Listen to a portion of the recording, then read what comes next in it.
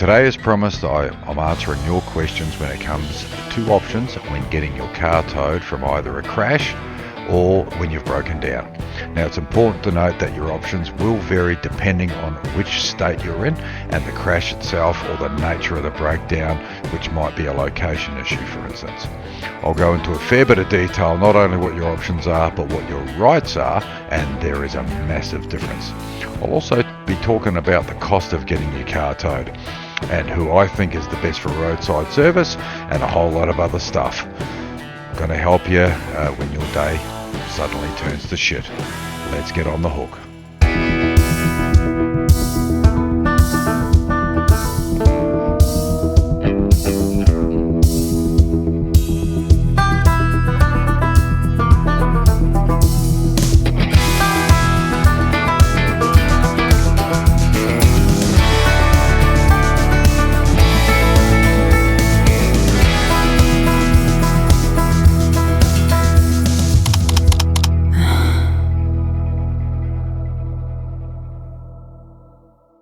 Hey guys, and welcome back to the channel.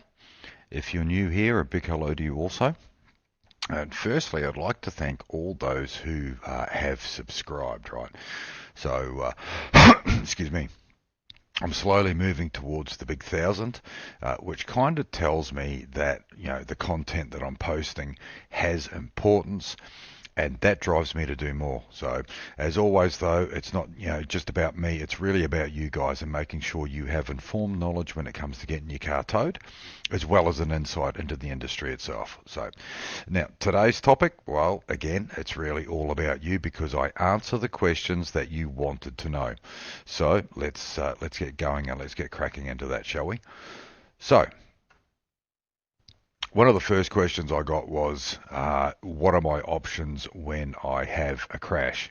Well, depending on what state you're in, you have a range of options, and if the damage is minimal, you also have the option to drive. Now, one thing with that, though, is because nearly all cars have airbags, any damage to the sensors can be a problem if they've not been, like if your airbag hasn't deployed. I don't know whether you've seen, if you've been in a crash and the fireys put like a sticker over your window saying undeployed airbags, danger, the yellow and so forth. So that can be a real issue if your bags haven't deployed. Now, I've towed cars from locations after they've had a crash where the driver drove from a scene and hit a bump a couple of days later, deploying his passenger airbag. Now, the biggest problem with airbags is the sensors.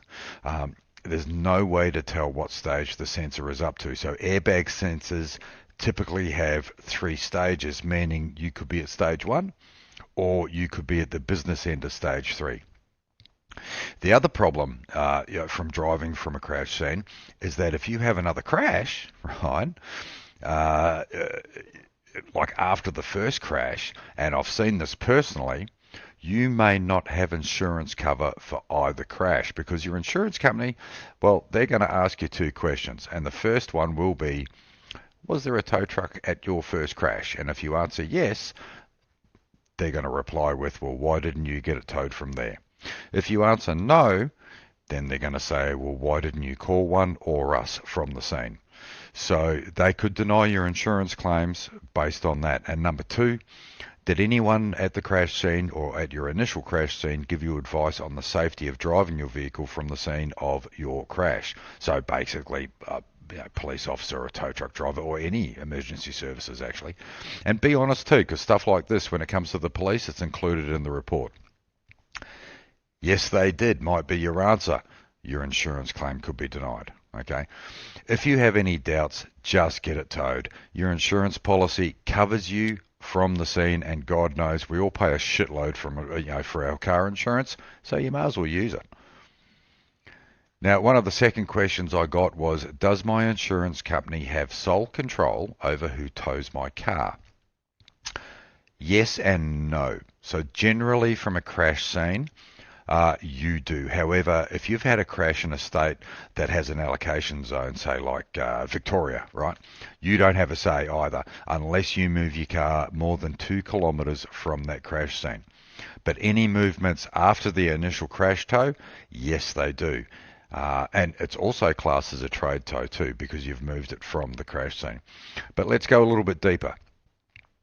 Generally, you can choose who tows your car from a crash scene, and you can even choose someone that you've used before, providing they are a licensed operator and can legally tow from a crash site in that state. Okay, that's really important in that state. So you can't have, let's say, for instance, you've got somebody in Albury or Wodonga, which is New South Wales, and you've just had a crash over the border in Victoria. They cannot cross the border to tow your car from a crash scene and vice versa. Okay, so that's really important. The state where you have the crash is key. Having said that, if your car's blocking a roadway, the police will more often than not direct you to use a towing service on site to clear the road, and they have every right to do this. If this happens, just get the towee to take it back to their yard and have your preferred company pick it up from there. You'll have to pay for it, of course, but you'll be reimbursed from your insurance company. Now, if you've got a claim number by that time, most companies will accept that and charge the insurance company direct. So it's no biggie, right? Either way, in your insurance policy, you are covered for a crash tow from the crash site. Okay.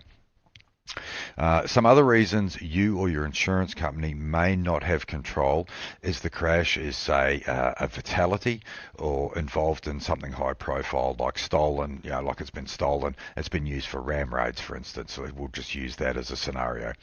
Now, in these cases, police will seize the cars for, and they have their own contractors for this. They will impound them for examination, and the time frame on that is really up to the cops, okay? And while these vehicles are on a police hold, you can't retrieve anything from them until they've been released from that hold. So if we go back to the first instance, like the fatality side of things, this is a pretty big thing, right? So if you're at a two-car crash and somebody has died in that crash, the police will impound both cars and they'll do what's called a mechanical inspection on them using a police officer who is a qualified mechanic, and they will do a report up for the coroner. That's generally pretty quick, right? But if it's a high-profile stolen car that's been used in, like, say, armed robberies or ram raids, or it might have been used for something, who knows, like a drive-by or something like that. Well, the cops can, they can hold that car for as long as they see fit because it's evidence, right? We once had a car, I remember this car, it was a Merc, and it was a good-looking Merc, and we had it on hold in our yard for 5 years because it was part of a huge theft ring, and these guys were stealing cars and using them for ram raids. They were using them for drive-bys and a few other things, right? Now, in most cases, stolen cars, like stolen cars, your insurance company will pay you out and get you sorted so you can move on with life, and then they'll go from there. The other important thing about stolen cars, it's not all bad news. I mean, the police are pretty quick, right? Once they get a car back to the yard, they've impounded it, they will get the scenes of crime people and or the scientific unit, and they'll get out there to print the car, DNA the car, and all that kind of stuff. So there was a time, actually, quite a funny story. So we had a theft of a string of cars, and they were all the old Holden Statesmans, right? And what this guy would do is he'd steal the car, and he wouldn't do anything, bad with it. He wouldn't use it for ram raids, and he wouldn't use it for driver. He just wanted to steal cars, right? That was his thing. But what he would do is he'd get a can of WD-40 and spray it all over the car so the coppers couldn't lift any prints off it. And he'd spray the inside too, so it was covered from head to toe in WD-40. It was crazy.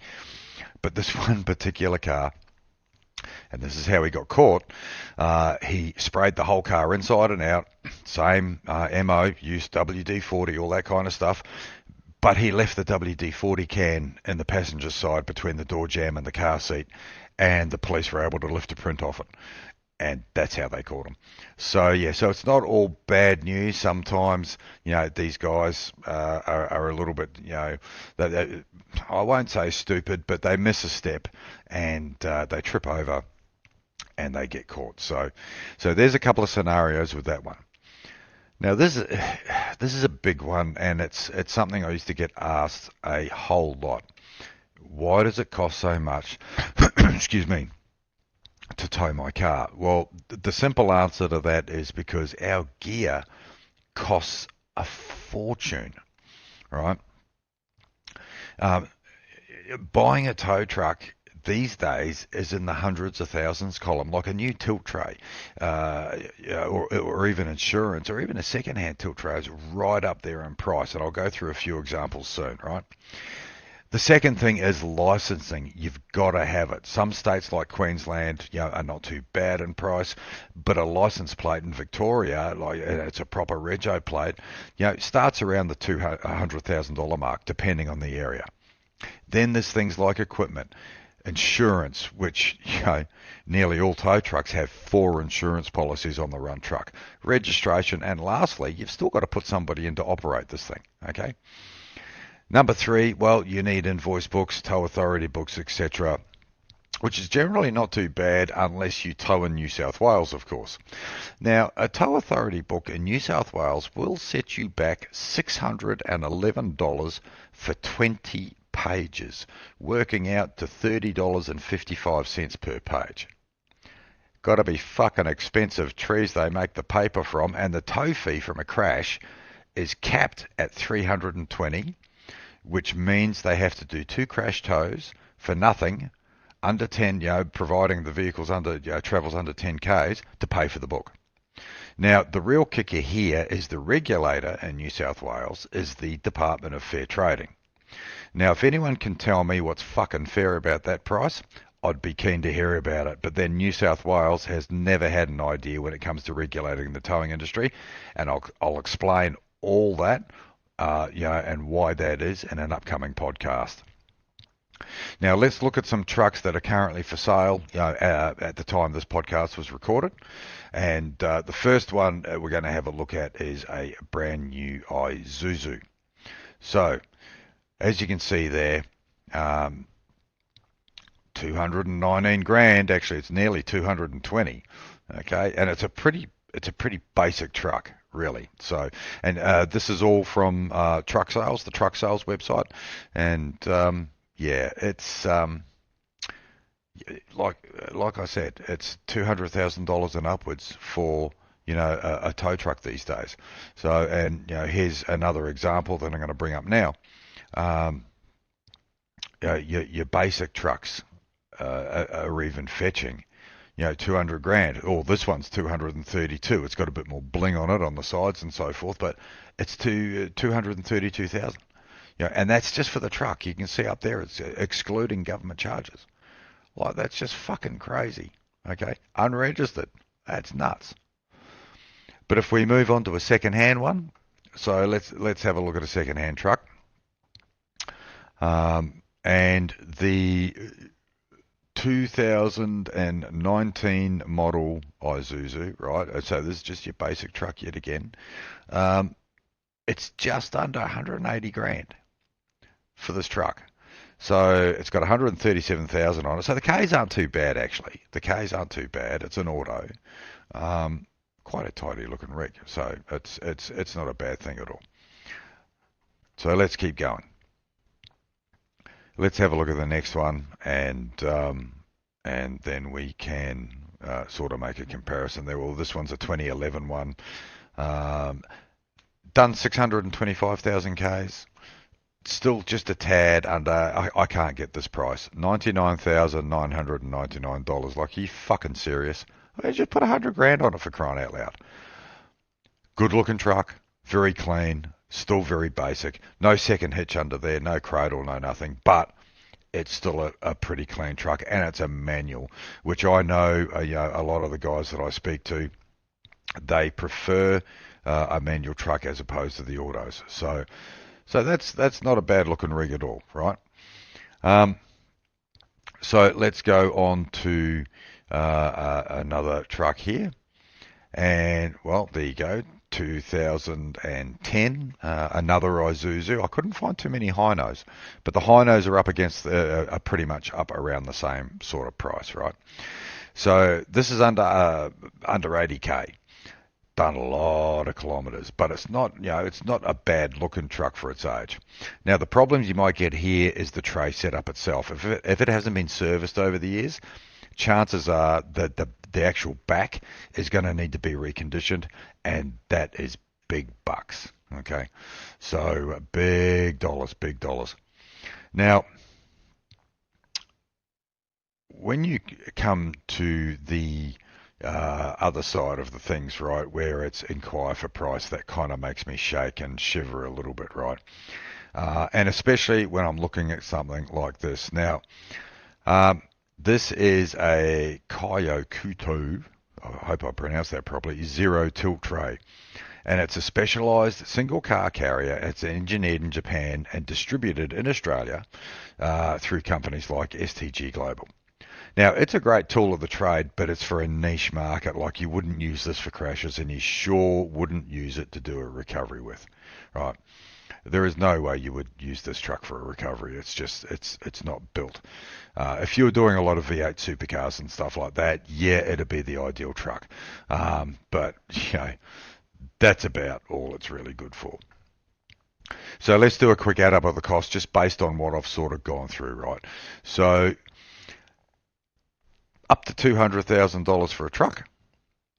We're looking at $6,000 for insurance. Okay, so remembering that we need 4 policies, which are truck insurance, public liability insurance, hook insurance, and marine freight insurance. Why marine freight insurance, I hear you ask?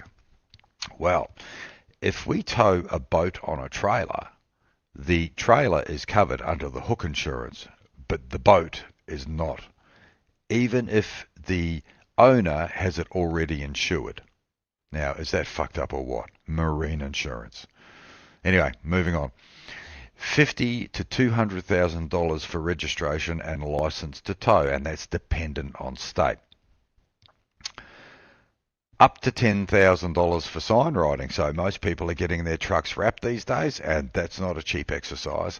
And of course, starting 50,000 Ks easy for equipment fit out. Easy, right? Now, that's an estimated cost of up to $470,000 before we've even put diesel or a driver in it. So there's some costings, and they're very basic costings, but there are some costings of what it costs to set up a tow truck to do multiple things of work, right? Because you've got to remember, these trucks are tow trucks for crash scenes. They are tow trucks for breakdown scenes. They are recovery vehicles. Sometimes they are four-wheel drive vehicles. They are taxis. They are this, they are that, they are the other, right? So we need to spend the money to make sure we've got a truck for each occasion, and we want to know that when we go to whatever job we've been given, it's going to do the job, and that costs money. But the biggest amount that we usually have to pay is to purchase a license for the right to tow your car from a crash scene. Now, another question I got asked was, who is the best company for roadside assist? And look, in my experience and based on companies I've dealt with in the past, the NRMA, hands down. They make it very easy for the consumer, and there's a lot of other companies like the RACV. I've mentioned them before, right? The RACV and Club Assist. You guys could learn a great deal from the NRMA, because at the end of the day, they always put their members first. And that's just based on from these people I have towed for. I've towed a lot for the NRMA, I've towed for the RACQ, I've towed for the RACV. So, I've got a wealth of knowledge on, who I think is the best roadside assistance company. In fact, I use the NRMA myself. So there you go. Well, that about wraps up this podcast, and I hope you guys really enjoyed it. Again, I want to thank you guys for subscribing and following the channel, because it does help me make content. And but also, don't be shy to flick me a message on Instagram. Is usually the best way to get a hold of me. Flick me a message and let me know what you want me to talk about. But in the meantime, I'm going to be off the air for a couple of weeks because I am moving house, but I'll have a few shorts to upload between now and then, so keep an eye out for those. And again, thank you very much for supporting this channel. I have plans, and they will be coming forth in the very near future. But that being said, travel safe, and look, let's really look after each other on our roads, eh? I'll see you next time. Bye for now.